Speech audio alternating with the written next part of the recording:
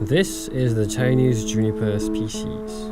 It is one of the most cultivated junipers in the world and is also very common in Malaysia. Meanwhile, this particular juniper was planted for environmental students to study rainfall interception for hydrology every year. Rainfall interception is the measure of rainfall that can be stored in tree foliage after a storm. The juniper was selected for its unique mixture of pointy and scaly needles, which provide additional surface areas to hold water droplets. It has been documented to be more efficient in intercepting rainfall compared to broadleaf trees, while also being space efficient, which is a concern in urban areas.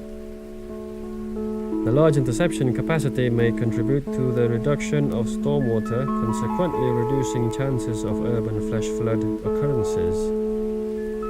Furthermore, the evaporation of intercepted rainfall combined with efficient transpiration could potentially reduce temperatures in urban areas with evapotranspirative cooling.